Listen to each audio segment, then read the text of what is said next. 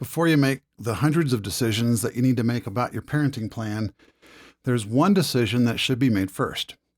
Doing so can help shape your whole parenting after divorce career as a co-parent and impact your children's experience and outcomes the most. Today, we're talking about it. Welcome to the Pro Se Divorce Podcast, where you can learn how to turn mediocre mediations into major successes. My name is Tom Davis, and I'm a certified professional divorce mediator in Denver, Colorado. I've helped thousands of clients over the past 2 decades reach success rates and outcomes that are significantly higher than what is typical. In each episode, I will share valuable insights, practical skills, and tools you can utilize right away to improve your mediation outcomes. And I'll serve as your guide through the potentially confusing process of divorce. Better days are coming, starting now. What is it? It's your co-parenting style. It's not your individual style. It is the style that you and your co-parent define together based on your individual approaches, level of acceptance, knowledge about child development, and probably many other factors that we can't talk about that are outside of the scope for today. But it's important to properly and honestly assess your parenting style so that you can think about what you are, where you're at now, where you'd like to be in the future, and assess what you're capable of. So a lot of folks come in and they have this ideal of this is the way our parenting ought to go, but they haven't what I would call earned that yet. They have a history of being conflictive and ineffective in, working through problems together, or they don't understand there's going to be a shift in the sharing responsibilities and just assume that that's how it's going to be going forward. And they improperly assess their capability to achieve their ideal style of parenting. And this way, if you are honest about it, there's a lot of benefits that we'll get into. And it can be a conscious, more realistic, more effective circumstance to assess where I'd like to be, where we're at now, because now you can set goals for family therapy, perhaps, or you can even make commitments to each other to move yourself from where you're at to where you'd like to be for the benefit of yourselves and your children. So if one of you is not willing to examine or improve, then it's really critical that you focus on the parenting plan that is suitable for your situation. And again, not the one you wish you had. This will help the children also be present and deal with the situation more effectively. Since the situation is here and now, it should not be looked at as unfair, right? It is what it is. And so there is no cosmic scoreboard that says if your situation is below this experience, you're being treated unfairly.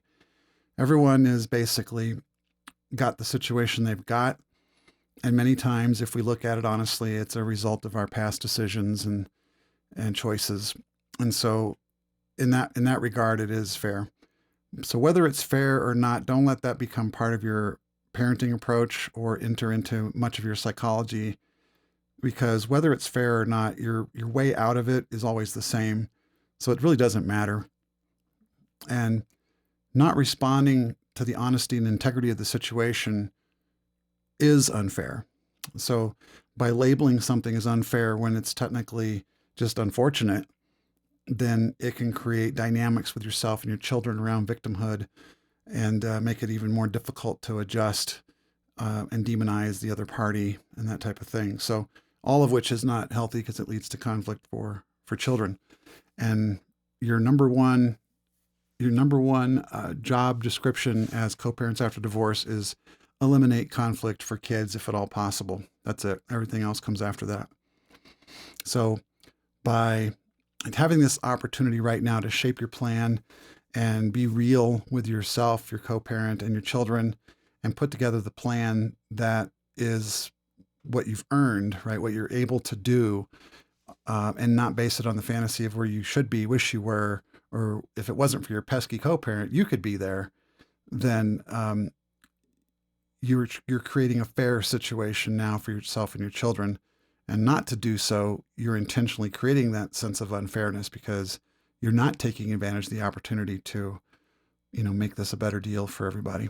And so, um, let's take a little walk through this, because it's a hard place to be. Like, as a parent, you're coming in a lot of stress and having a lot of different factors coming at you, and most people are in a defensive posture.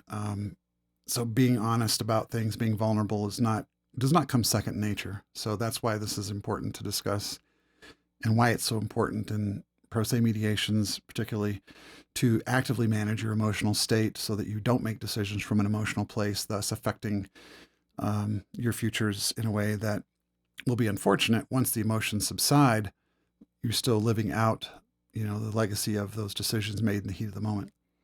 So let's take inventory about some factors so that you can properly assess which parenting style you're in. So, from a parenting plan perspective, what are the basic elements of the parenting plan that can be affected by determining what your parenting style is?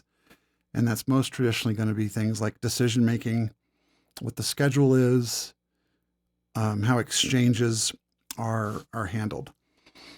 How is the outcome affected? So the outcome of setting up your parenting plan in different ways, and your co-parenting, a proper assessment of and implementation of your co-parenting styles and approaches can have some pretty profound outcomes. It can define the positive outlook for your children. It can shape if their futures are going to be brighter or not. Again, if they're coming at this from a position of being told things are unfair, and we have to get emotional about it, then that doesn't bode well for a positive outlook. So teaching kids that, here's some unfortunate things we got to deal with, let's say, but it's going to be okay, will provide a more positive outlook. Kids will figure out pretty quickly if you say things are great and they find out they're not. You lose your positive outlook potential, somewhat, and you also lose their trust. So being really honest with kids is important. And then when you say, hey, but things are going to be okay, they can trust that. So it's really important that you get there first and you are accurately assessing things, because if you're deluded or, not making good sound decisions, the kids are going to figure that out eventually from their own experience. Another outcome that's directly affected is the amount of emotional wounds kids are going to get from the process. What's their self-esteem going to be like? What is the level of avoidance of negative impacts of conflict, such as suicide, drugs and alcohol, self-harm, etc.? Directly also affected is the children's ability to adjust and recover from the divorce. I'm sure you know people that when you bring up their divorce or their childhood, whether they're the children of divorce or parents who have had a divorce, you can probably relate to those who seem to still be carrying some wounds about that, and are, they seem to be at some level stuck, right? And so they're still disappointed, angry, depressed about it, things like that, still talking about it being unfair, or things like that tend to indicate that this thing has a presence in their current thinking, in their current life. And so that, if the parent is stuck, the kids are going to stay stuck. So they're going to follow the parents. And so it's really important that you can adjust and recover so that your children can adjust and recover. And so that's one of the things that are greatly impacted by getting this part right. The children's ability to have healthy relationships of their own in the future are greatly impacted by, how you craft your parenting plan and execute it. So what can affect that style that you are, that parenting approach style that you are? And these are things like, where are you both in the process of divorce? This is it seems like for a lot of folks that I talk to, this is not such a big factor. It's minimized and diminished to a point of almost, not being a relevant issue at all. But, as we'll talk about through the levels of acceptance, there's you're not going to be in the same place emotionally, psychologically, as you're going through the divorce, as you're going to be 2 years after or 4 years after. That's just a fact. And a lot of people would like to think that they're at the 4-year mark following because they're already in acceptance. They already can't wait for the other person to be out of their lives. They don't have any love or respect for them anymore, and they count this as acceptance, and it's a falsehood. Um, and so you really need to assess where you're at in the divorce process, because that's going to have a direct implication on where you're at in your acceptance and recovery process. And a lot of folks who go through this will tell you that the process can be tricky to even understand where you're at and self-assess. So the divorce process can be really instrumental in helping you set some of those milestones. So, for example, you could be physically separated from your spouse for 2 years, even living in separate homes, maybe even dating other people at that point, and think you're completely over it. And then you file for divorce, and you may find emotions come up as you get the final decree and the divorce is official. You may have other feelings, and you may start to understand there's levels to acceptance well beyond what you anticipated or expected that they would be. And so you got to be respectful of yourself and let yourself have the opportunity to experience more before you close the door and say, I'm recovered. So that can typically be, they say, a couple of years after the divorce process is done is probably a point. If you've done some good self-work, that is a good point to say, I should be pretty much over this by now. A couple other indicators that you might be stuck is if it's been 3 months and you're still sad, you're stuck. You need to be talking to someone and getting out of that. If it's been 6 months and you're still pissed off about something, you're stuck. You need to, you shouldn't be at that place at that point, and you have plenty of opportunity to move on and adjust. And if it's not happening, then there's something that's miring you down and preventing you from being able to do that process of adjusting and recovering. And so again, kids are going to stay with you, because if you're stuck, they realize it's not safe, and they're stuck as well because they're under your care. So it's really important that you are able to evaluate where you're at in the process. Where are you at in your own adjustment, recovery, and acceptance? So again, you may say, I'm all done and accepted, but you may not be. And so that takes time, and there needs to be something concrete to demonstrate that you are more down the road than you assess yourself to be. And so, a therapist can help with this. And there's a lot of things that you can do to make sure that you are really adjusting, recovering, and hitting a real acceptance. And then helping your kids through that process, because once you've gone through it, you can teach them how to do it as well. But you really can't expect your kids to recover and adjust if you yourself are stuck. That just creates more frustrations. Another aspect that can shape your parenting style is your knowledge about children's needs and child development. And then lastly, a good self-assessment of your ability to meet those children's needs over time. And so really taking good inventory of that will be integral in determining which parenting style or which parenting approach is going to be advisable for your specific situation. So let's talk about the different parenting styles and approaches, so you have those in mind. The first is what we call a collaborative or cooperative parenting style. This is parents who typically get along easily without much effort. They're conciliatory.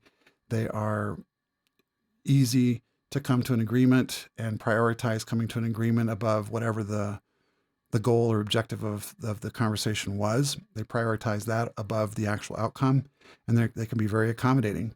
They're very flexible, and big surprise, but kids from cooperative or collaborative parenting approaches tend to do very well, and mainly because there's no conflict. And so that's got to be one of the most elusive parts of being co-parents, though, is to be naturally of that personality type and matched up with someone else of a similar style, and have that also be compatible. In my experience, that's the minority of couples. So it's not most people, unfortunately. And so You might think, well, shoot, then most of the kids aren't going to turn out well because of that pairing of personalities. And I got good news for you coming up. But the collaborative or cooperative approach can also create a situation where you can be agreeing for agreeing's sake. And sometimes, you know, sometimes there is real value in addressing difficult situations and making sure that those are not subverted just because it comes to an agreement. So it's sort of like having a healthy red line of issues that are below this line. I'm going to lean more into being agreeable and reducing conflict. But if it's above this line, we got to be more critical and prioritize the outcome over the process. And so that's a tricky place to arrive at. But that's one of the potential downsides of the collaborative or cooperative parenting style is they can sometimes lean into the agreeing for agreeing's sake mode. Parenting plans, like we said, have several different major sections to them. One is the decision making. One is the parenting time, and the exchanges are the big ones. So the decision making, how this relates to the parenting plan is, you typically have a list of decision topics that you go through, and then you assign responsibilities and or legal rights to those as you work through the plan. And it's good to have a representative list of those in your plan that are somewhat comprehensive, so that it covers situations that are realistic that you might expect to come across as the kids get older, and also situations where maybe you weren't expecting that situation to come up, but it's good to plan for them, and it's also healthy to do so. And we'll talk about that actually in our next episode of why this is so important, because there are about 3 places down the road where people can suffer. And I say suffer, but maybe it may not always be a bad thing, but can undergo significant personality changes. And so parents who assume something at this level may be shocked and surprised in 3 months, 6 months, 2 years when there's a major personality change in the other party, and it's not covered in the parenting plan. So we do want to think about those hypotheticals as well. And so that's in here. So for collaborative or cooperative parents, the risk might be that we assume will always be this way. And so, that's one thing to look out for. But typically, most of your decisions as collaborative or cooperative co-parents are typically going to be more probably in the mutual category. They'll more mutually agree. It can also be represented as everything is day to day, because they trust each other so much that either parent can make the decision and they're going to be really agreeable to it. So again, one of those approaches will lead you to being more or less exposed down the road when situations end up not the way you expected. And so it's really important to understand the implications of how you frame those decisions in your parenting plan. So a day-to-day decision is either parent can make that decision freely and with full authority when the children are with them. And a mutual decision is that the parents they have to come to a full agreement about the decision, the sharing of the costs, the schedules, the implications of it together before the decision's implemented. And so if you're collaborative or cooperative, one could argue there's probably a little risk in going either way, but that is something that does change as we get into the other parenting styles. Parenting exchanges and parenting time can also be more flexible under collaborative or cooperative parenting approaches, probably with little risk. They tend to shape their parenting schedules around the kids' activities. And so rather than having a regimented, week on, week off at an exchange at 6:00 on Sundays, they may be more fluid in their environment. And it works for these types of folks because there is no feeling that the kids have left one quote unquote family and entered into another one that is incongruent with their previous one. So they realize that they're still basically one big family, and it feels more fluid for a child to move back and forth and throughout this environment without the rigidity of schedules and formalized exchanges and things like that. So that might be a factor of a collaborative or cooperative parenting style, if you're in that mode. So if you're not collaborative or cooperative, another mode you could be in, another style, is conflictive. And this is, as you're probably properly guessing, it's almost the opposite of a collaborative. So whereas in collaborative you give each other the benefit of the doubt and you work together, conflictive parenting approaches tend to be ones where things that shouldn't be a problem are a problem, and little things become worth arguing about. Like 6:15 versus 6:30 is something worthy of an argument, and this is indication that there's obviously underlying issues with the other dynamics we mentioned above, like your level of acceptance with the process, with your own adjustment and recovery, where you're at with your own personal development, and your understanding of children's needs and your ability to meet those needs. All those can be, um,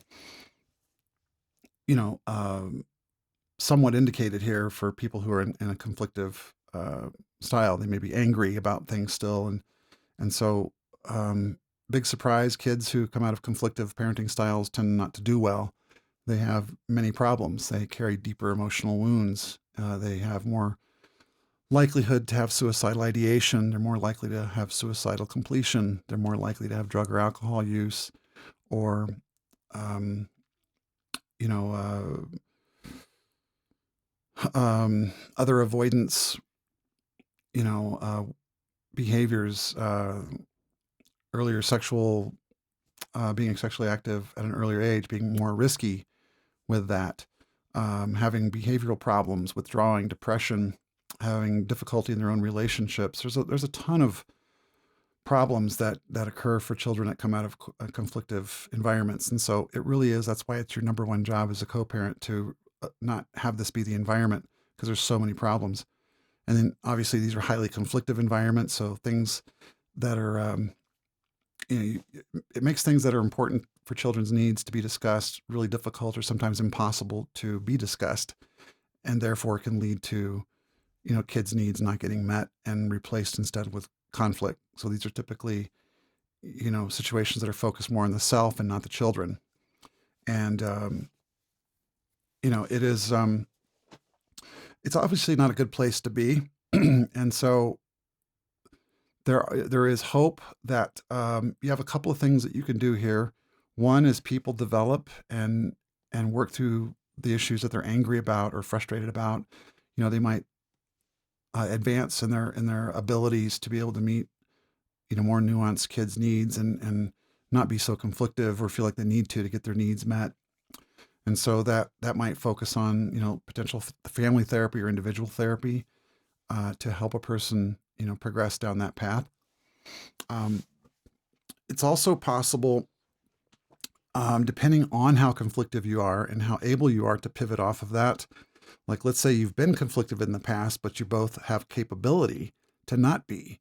And so once you understand the priority and the benefits of not being conflictive as it protects your children, you may be able to pivot to what we call a co-parenting approach, which is, basically trying to emulate the collaborative parent, but instead of it coming naturally and easily to you, you have to work at it.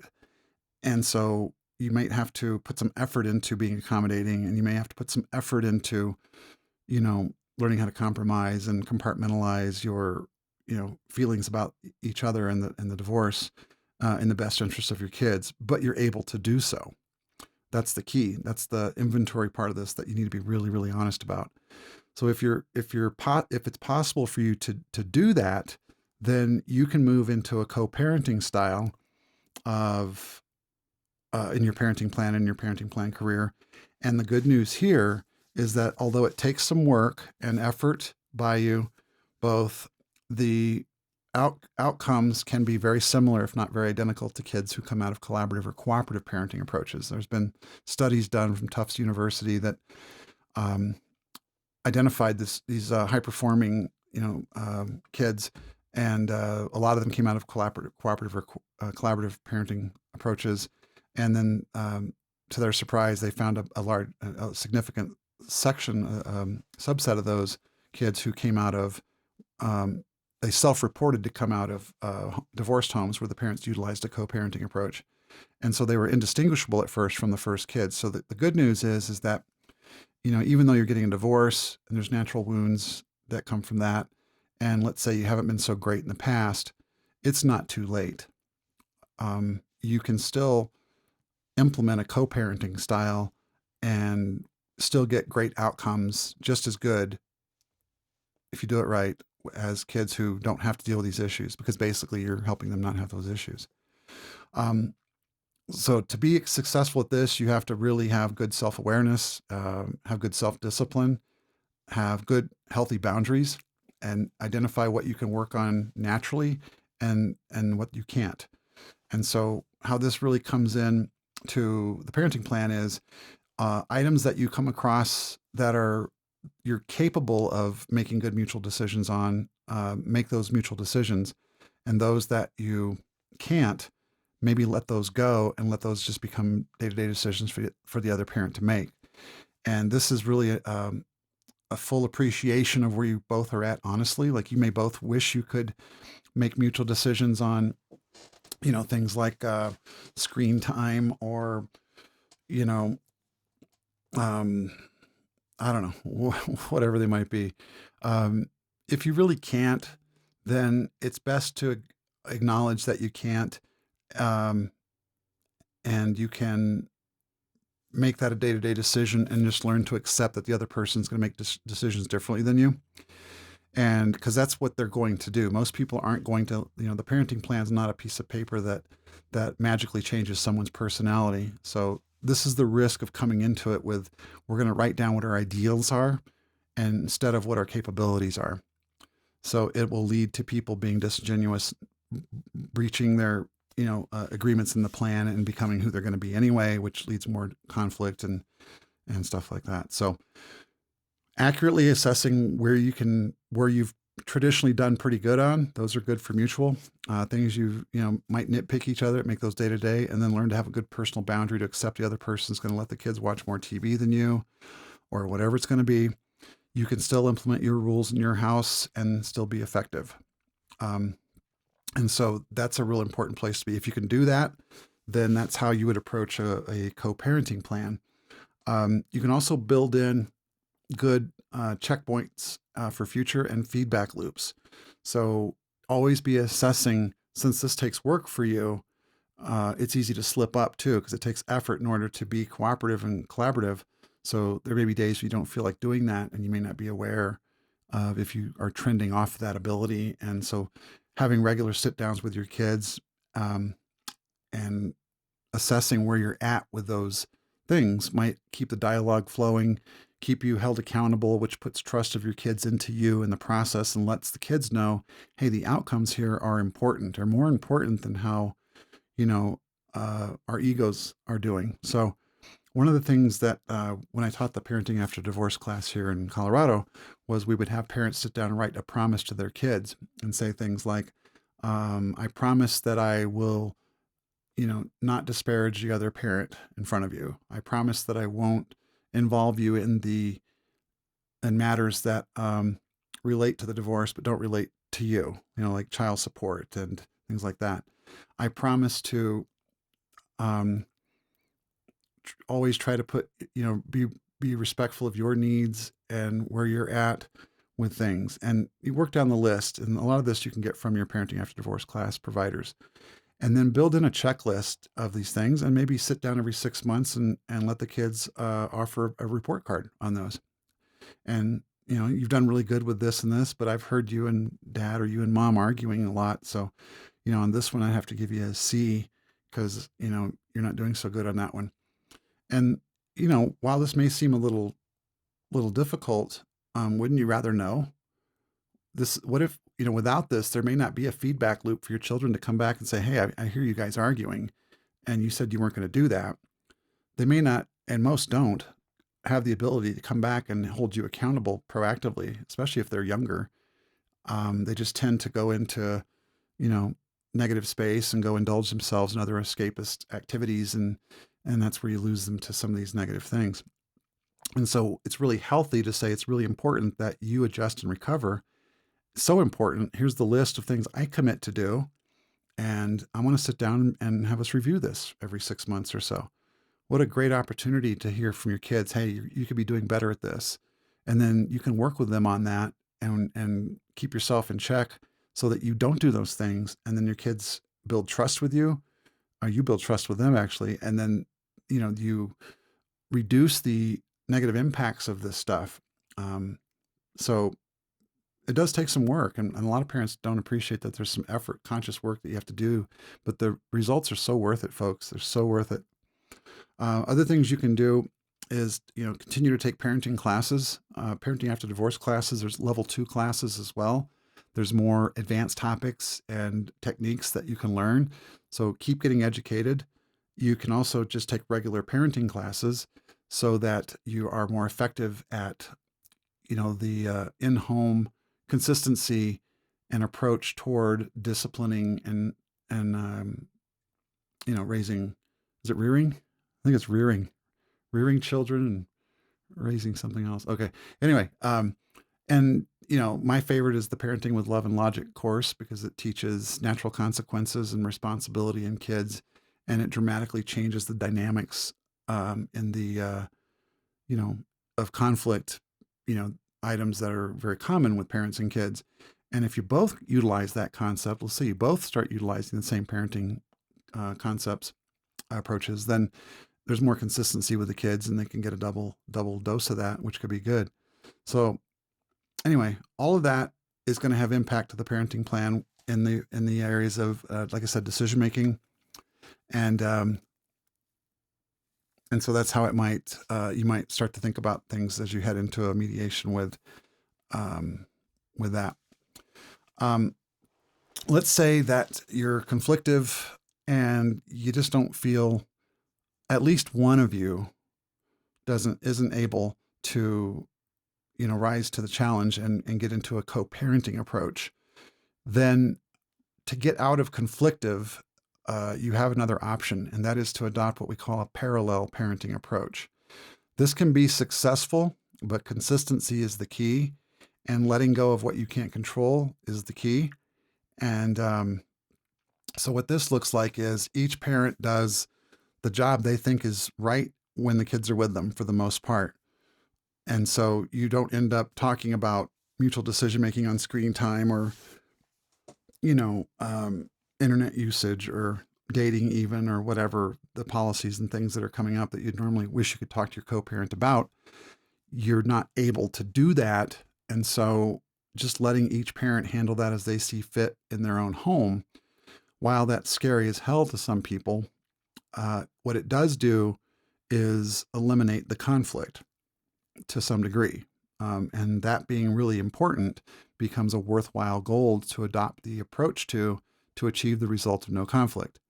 Now, I do believe that you should have a real conscious red line of the kinds of things that are going to dramatically impact the imminent health and safety of your children. And so there's going to be, certain medical decisions, let's say, and there's things that are maybe less, they may be important to you, but they're not going to cause imminent harm, like screen time or nutrition, things like that. And so you might let that go into more of a day-to-day and just have a red line of, if it's going to be any of these kinds of things that are going to cause harm, then, we're going to have to make that mutual. And that might be bigger things like education choices, medical, like I said, driving privileges, things that can have, pretty big impacts. You might want to say the conflict introduced in arguing about those topics are worth doing, because the potential harm of not doing that is too great, or for the children. And so let go as much as you can. But if it's a safety related issue, then rise to the challenge and try to do your best to work through it with each other, and only have to mutually agree on things that you must do. And then The other red line I have for every parent is basically if it's below the line, if you're at the level of imminent harm, then if it's not quite to that level or it's not that level, then maybe learn boundaries and learn how to work with each other and and lean into avoiding conflict, as much as you can. And if it's crossing that line, then the gloves come off and get mean and protect your kids. All bets are off. The damage and conflict coming from that type of scenario may be great, but it's less than the damage that's going to occur to the kids. So go do it, right? So that having a real clear line of that before you get into the negotiation process can be really helpful. And you can sit down with your mediator before and kind of discuss these potential red lines to make sure they're dialed in to what's reasonable before you get into it.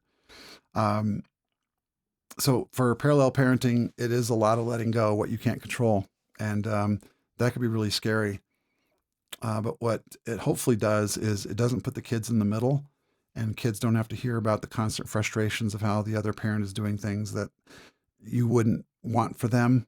All that again puts conflict in there, and you want to help them from feeling victimized, the kids that is, and then possibly help them with how to cope or find agency in their own life, despite the fact that they have two parents who do radically different things, let's say. And so this can be used as a teaching example. And there are some very important things that you can do. And we'll touch on it later, but we're not going to get into the details of it.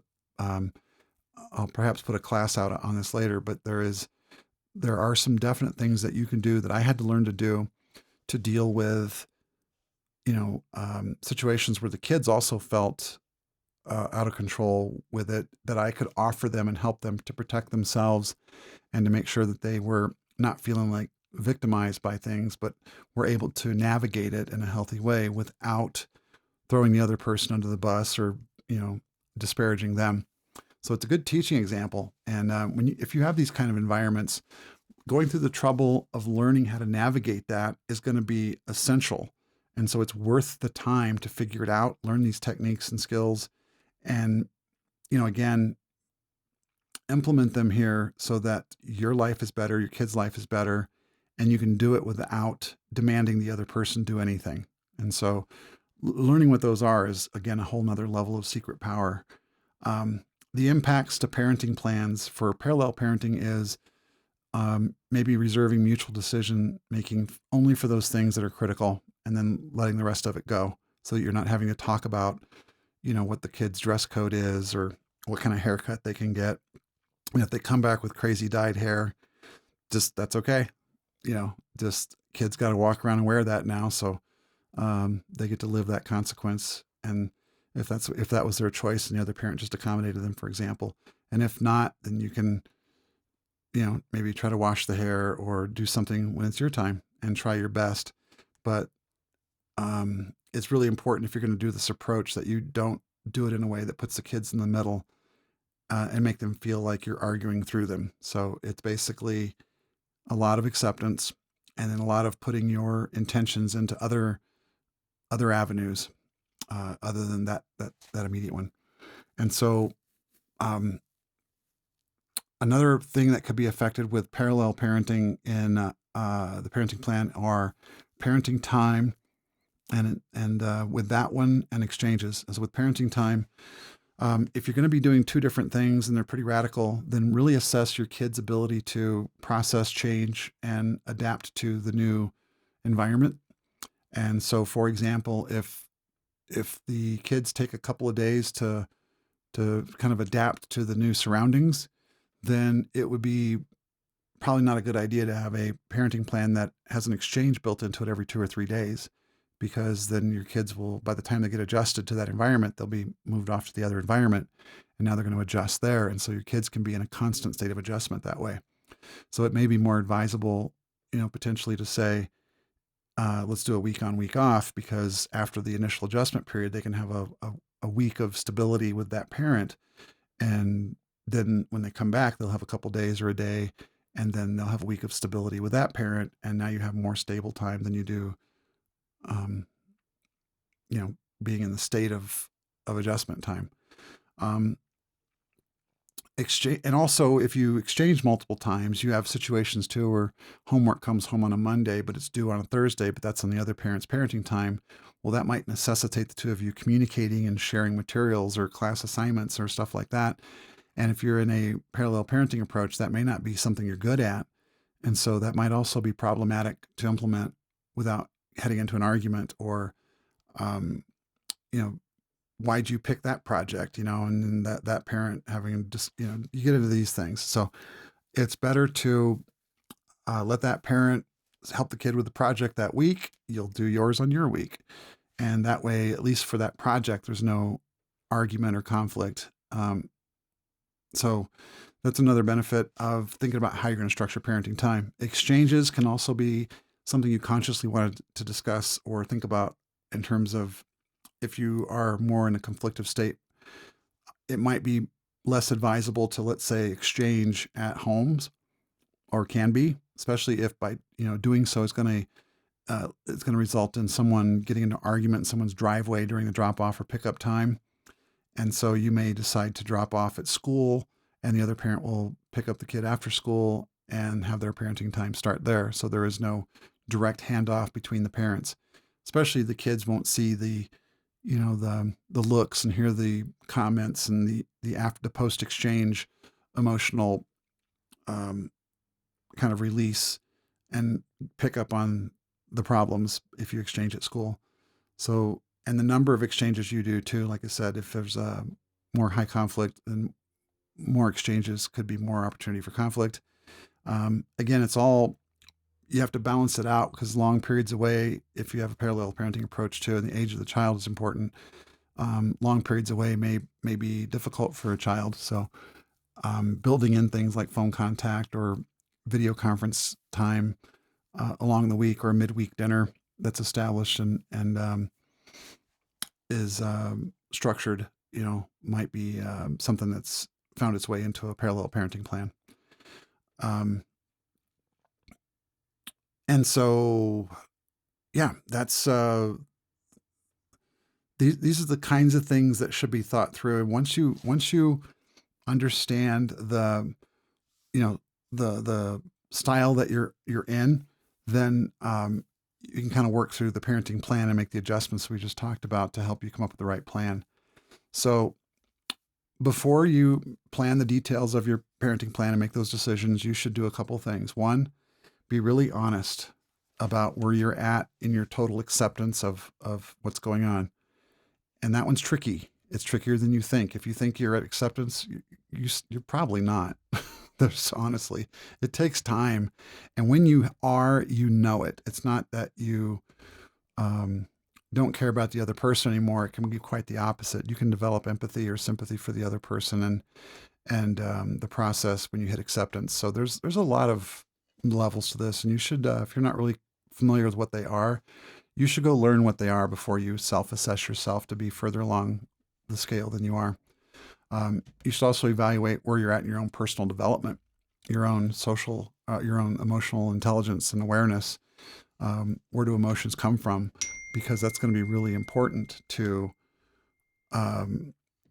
helping kids with theirs, right? So if you know, for example, that shock and stress can turn into anger, and if that is not dealt with properly, that can recede into depression. And if that's not dealt with, that can lead into, and you kind of understand how emotions work. You can look at situations and more readily value your own emotional reactions and those of your children and your co-parent for that matter, and see what the likely most healthy response to that is. But if you're not even aware of that, then, I've seen parents who think kids getting angry about things is a good idea, shows that they care and shows that they, understand that that's not okay to accept. But then what happens is that anger doesn't get dealt with appropriately, and that turns into, depression and repressed things, and it doesn't end up going well. So you really want to make sure that you are okay in your own personal development so that you know where you're at, you're self-actualized as possible, so you understand how emotions work, how you work, and therefore how another complicated emotional human being that is fully dependent on you works. You also need to take a proper assessment of what the two of you have worked well at in the past. That may not be much, or it may be a lot. But what are the things that you've worked at well? What are the things that you've struggled on? Why do you think that is a struggle? Does it have to do with money? Does it have to do with a value system? Start to identify where the difficulty is so that in your parenting plan, you can not force mutual decision making in areas that are maybe not, super related to the kids' well-being and safety, that happen to be locked up in this area that you two don't seem to find common ground on. And so, uh, by thinking about what you're good at, what you're not good at, being honest with that will be really helpful as you head into designing your parenting plan. Are there any past traumas, and where are you at, both of you, in accepting those?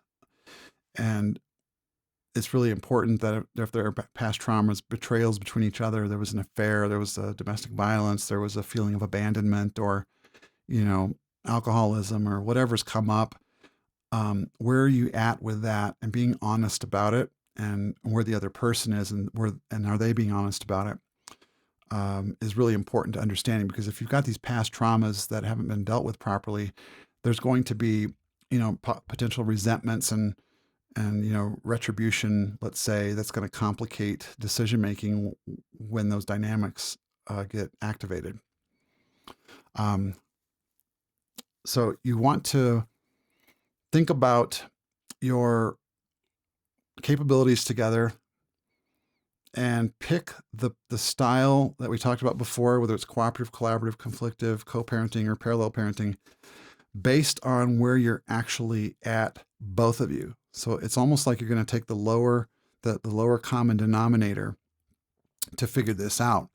Because I'll put it to you this way: think of it as co-parenting after divorce is like running a three-legged race. Where you have one leg tied to each other, usually with some kind of cord or elastic band or something, and then you run down the field and try to hit the finish line. And it's kind of awkward to do because you have to coordinate. And so think of yourselves as, the people in the race, and the band around your foot is as your child or children. And the goal is to cross the line. It's not to be first, it's to cross the line. Because if you ever run a three-legged race, when you look back, there are people who have, you may not be the first one across the line, but as you look back, you're going to see a lot of contestants are laying on the ground. They've tripped and stumbled. They're arguing. They've broken the band, right? And they're unable to complete the race, or they're having a lot of difficulty finishing the race because they're yelling at each other on who should step first, left, right, and getting annoyed and frustrated. And so that puts tension and stress on that little band, the kid. And so it does not matter if one of you is a faster runner. If you break away in the three-legged race and hit the finish line first and say, "See, I told you I was a better parent. I'm a faster parent." What'd you win? Right? Now you're not together, and the band obviously got broken on the field. So what did you win? It's not about your ego. And so you really are going to run as fast together as the slowest one of you can do. And that's going to define, for the most part, your parenting plan. That's not your total value and worth as a parent, but as a parenting plan. To obligate that other person to run as fast as you isn't realistic, and it's going to wind up being a worthless plan, because it's based on a fallacy. It's based on something that's just not, true or reliable, and it's not honest, and the kid's broken. So you want to be real thoughtful about creating a plan that's designed for both of you to be successful. And then outside of that, there's a lot of things you can do. But that's the biggest thing that I think will help you determine which parenting style should you be in, is remembering that three-legged race analogy. So you've done all this, you've got your plan, and you've figured it out to that point, and you're implementing it. So a couple of things to think about after the divorce. And because there still may be on either side, there may be the disparity between what you're capable of doing and what you had to agree to in your plan in order to reach a common realistic goal with each other. So what do you do with that difference? You can still use that. You can still be very effective in helping teach your kids values in your home, not in a conflictive way, saying I'm right and your other parent's wrong, or I'm going to show you the right way to do things. Just say, here's another way to do things, and then show them. And this can be a very effective approach, particularly if the other party isn't so hot at the job. So a lot of parents here would tend to think, well, I need to get this other parent, I need to control what they do by making everything mutual so that I can, make them make better decisions in their own home after the divorce for the benefit of our children. And that doesn't work so good. And in fact, it works poorly. And it ends up having the opposite reaction and consequences and outcomes that you thought it might, typically. And so if the other person's, one of the benefits of kids having two sets of parents is that they're different people. They're going to have different approaches on things. Dad's going to do something this way. Mom's going to do something that way. Kids can review this and see which method seemed to get the result they wanted and resonates with them, and they'll adopt that from dad and this from mom and all that, and they'll get the best of both of you, and there you go. You've done a good job. It's not about the mom show or the dad show. And so this is a natural thing that kids will do anyway and is healthy and good to do. So if you particularly have a parent who's not doing well with nutrition or screen time or homework or whatever, all the things that you think is highly unfortunate and disappointing that they don't value for the kids, then by them doing that and by you doing what you do, there is a stark difference. And if you don't do it in a preachy, judgy, contrived way, your kids will intuitively, naturally, organically see the difference in these two processes, these two ways of doing things, and adopt the one that most benefits them.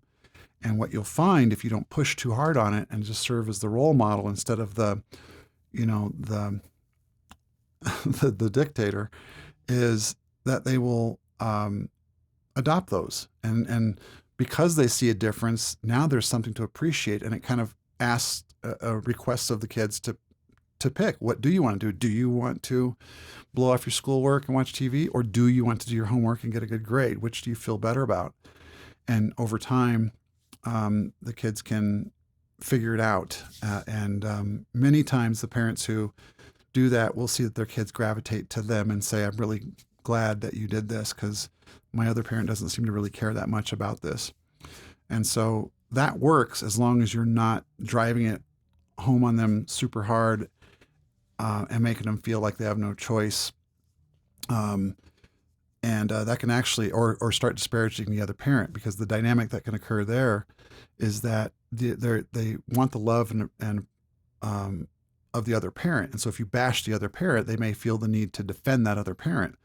And so not only are they not taking your meaning and adopting what you want, they end up defending, the other person who's doing the behavior you're trying to, demote or point out as not being in the kid's best interest. They can end up trying to protect that because you've crossed the line now and made it more about the personal stuff instead of the values of the different approaches. So you can still be very, very instrumental, is the point, in helping your kids to learn the lessons that you want and take on, those approaches. And it's okay if the rules are different in both homes. That's okay. It's ideal if they're obviously the same, but it's a divorce. And so it can be very effective still if dad does things one way, mom does things the other way. The key is consistency at your home. You do the right things and you do it consistently. Kids can come to rely on that, and they will have good self-confidence with it. And they can accept that things are different from dad and mom. And it's okay to say, I understand that at the other house, this is allowed. Over here, the rules are different, and here's what they are. And as long as you're consistent, which is the key to everything, then kids will be fine, even though the approaches are different. And in the long run, the kids are going to evaluate things anyway. And especially if you haven't beat it over their head or made them feel that they had to choose between the parents in order to choose the right approach, then they will be more apt to choose the right approach, especially if doing so doesn't disparage the other parent. So if they adopt your approach, it's not tied to, now you got to admit the other parent didn't do a good job, right? Because if you do that, then you're in a stuck place. So you detach the values that you're trying to teach from the people involved, and that way children are free to adopt your teaching examples without feeling like they're betraying the other parent. And so that's the trick to do that.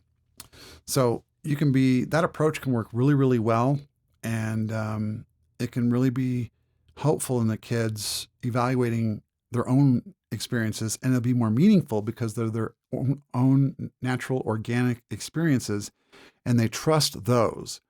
They don't trust parents who say your mom or your dad's doing it wrong. They trust their own experiences, but says, "Well, I don't think so. I think they're helping me, and my grades are better when I do what that person says." And so, they're going to have their own assessment about their experiences, independent of what the two of you think. And so that's why it's so important to, let them have that. Because if they don't have that, then they couldn't choose your approach anyway. And there might, as with kids, you force them to do one thing and they're instantly attracted to the opposite of that. So that is a powerful thing you can do. And it's really important to learn how to do that in a parallel parenting approach because you don't have any control in the other home.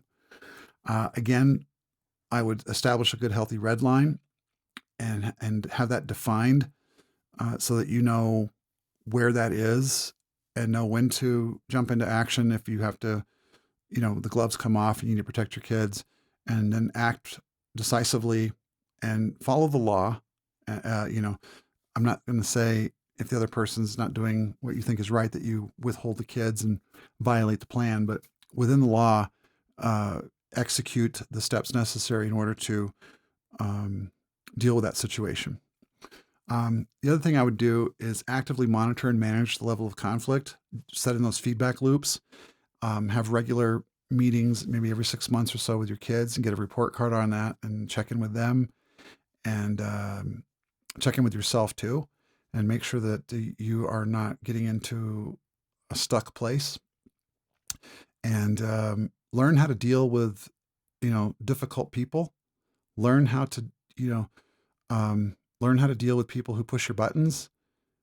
One of the biggest things that when people would come into my parenting class, they would say, the other person knows how to push my buttons, and they always do this, and they always,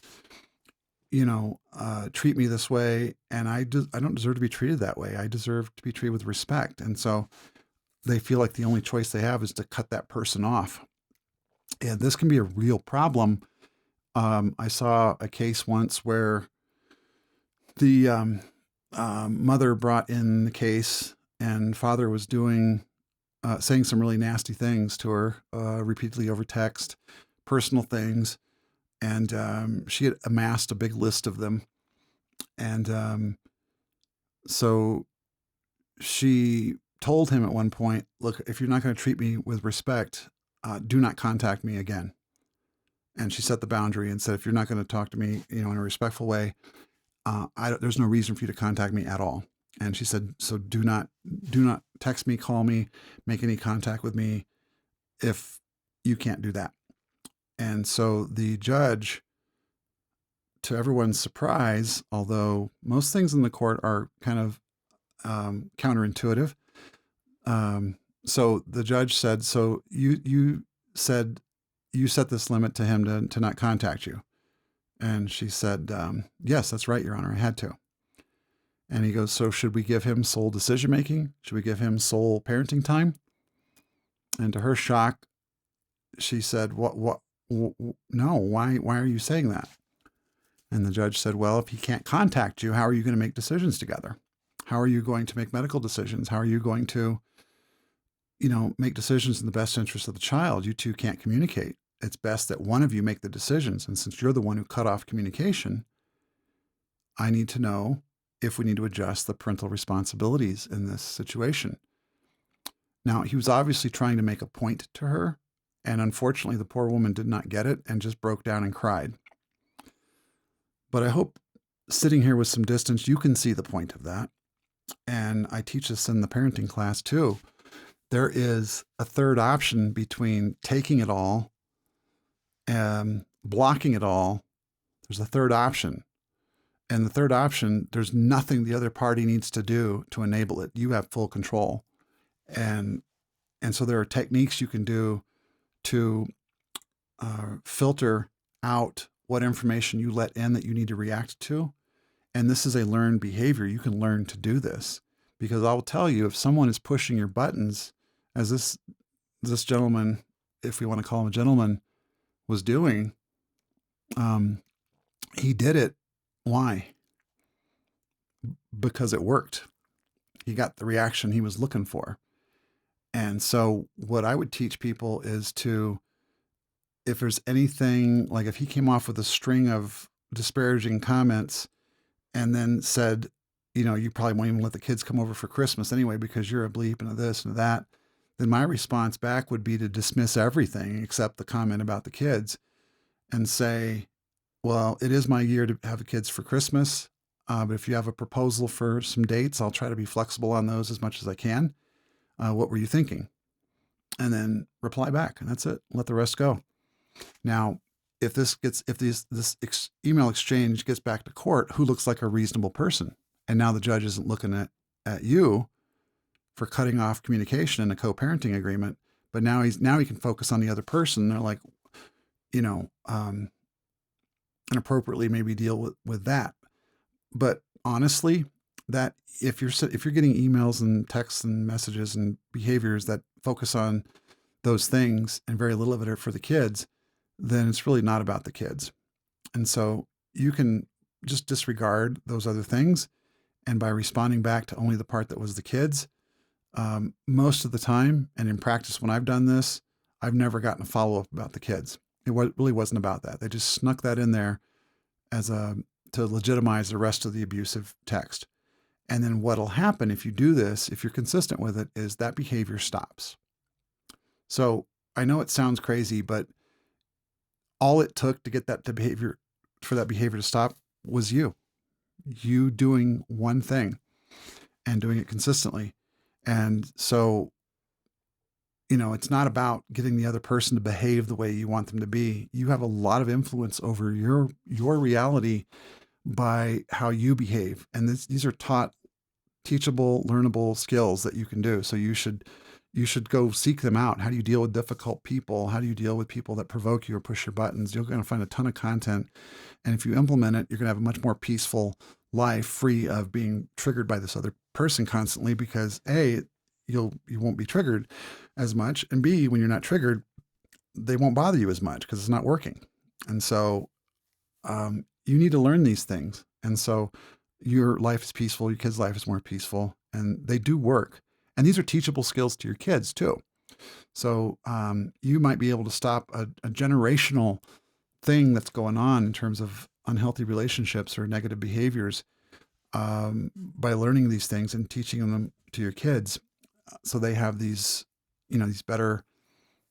improved situations when they get into difficult areas of their life. And it is a big challenge. I gotta admit, I know, but that doesn't mean you shouldn't do it. And it is really tough to offer children the ideal post-divorce experience. It's one thing to want it. It's a very difficult, quite another thing to accept. Maybe you don't have the ability together to do that. And so if we're trying to get rid of conflict, which is your number one job, we have to establish a plan that is going to be effective from the beginning. And then if you can make changes to improve that later, you may start off in a parallel approach, but after some therapy, maybe family therapy together, you can move into more of a cooperative approach because you've banished some of your inner demons and advanced yourself to a point where you're more sophisticated in terms of how you can deal with things. You're more educated and skilled in how to help the development of your children.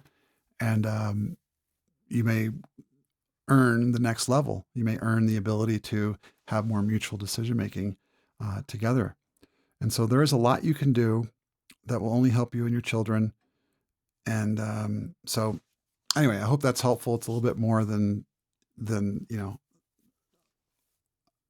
assessing which parenting style you're in, but I think it's appropriate because there's typically a gap between what you want and what you're capable of collectively. And that creates a lot of stress for people. And if you don't know there's another option to take care of that, then people tend to just get more aggressive with the overnights or, getting heavy-handed with each other. And so hopefully those options will help you point your energy into an area with more potential, and you'll have better outcomes too, really. So, okay. In the next episode, we're going to talk about something really interesting. There are 3 times following a divorce that someone's personality may seem to change and maybe change dramatically. And understanding when these tend to occur, what they mean to your financial and your parental plans, your court-ordered plans, and what you can do now to best insulate yourself, your future self, from that is the topic of our next episode. So I hope to see you then. This has been Tom Davis. Thank you for joining me today. Remember to protect every accomplishment you make together, and that setbacks are just wins in the making. Stay positive. The Pro Se Divorce Podcast is a production of Family Synergy Mediation. The information in these podcasts are opinions only and should not be considered legal advice. Visit myfamilymediation.com to learn more.